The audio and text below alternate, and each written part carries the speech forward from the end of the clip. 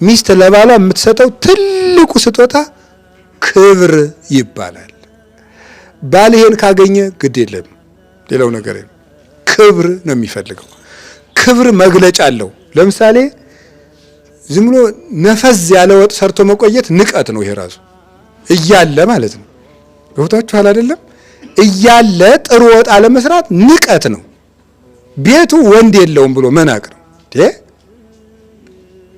እኛ ስናድግ አሁን አባቶቻችን መንገድ በሄዱ ቀን እንደ ነገሩ ነው ምግብ የሚሰጠን እና ባባ በመጣ እንላለን። እንደው ጥሩ ወጥ እንዲሰራም ጭምር ማለት ነው። አንደኛ አባታችን ናፍቆን ወንድ ያለበት ቤት ጥሩ ወጥ ይሰራበታል። ስለዚህ ባልን ማክበር ቤተክርስቲያን ክርስቶስን ነው። ከመትጤዘዞ ቤተክርስቲያን ለክርስቶስ ከማው አንስትኒ ተአዘዛ ላምታቲክን ክርስቶስ ለቤተክርስቲያን እንደምትታዘዝ ሚስቶች ሆይ ለባሎቻችሁ ታዘዙ።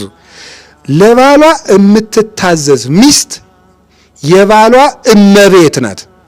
ታውቃላችሁ አይደል? መልሳን የምትገዛው ማለት ነው።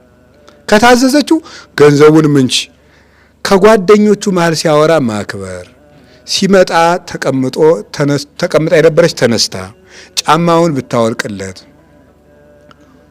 ልብሱን ብታጥብለት፣ ከሰው መሃል ሲያወራ እውነትህን ነው ብትለው፣ የእውነቴን እኮ ነው የምነግራቸው ማለት ነው። እንደዛ ብትለው በስላሴ ከዚያው ንጉሠ ነገሥት ነው። ወንድ ለክብሩ ነው የሚጨነቅ። ገብቷችኋል? የፈለገ ቢሆን እንዲሁ ከዋሸም ዞር ብሎ መጥፋት ነው። ብለሻል ደግሞ ብሎ እንዳይጠይቅ አይደለም አንቺ ሊል ይችላል መስክሪ ብሎ ደግሞ እና የዚያን ጊዜ ዞር ማለት እና ከቃሉ ጋር ናችሁ። እግዚአብሔር ከሁላችን ጋር ይሁን። እግዚአብሔር ከሁላችን ጋር ይሁን። ይሄ ግን ለባልና ለሚስት ብቻ አይደለም። ገብቷችኋል? ለባልና ለሚስት ብቻ አይደለም። በአጠቃላይ መስሪያ ቤትን ብትሰሩ ምን ይሆኑ ወንድ የሆነ ሁሉ ምንድነው የሚፈልገው? ክብር ይፈልጋል ነው። ከዚያ በኋላ ደግሞ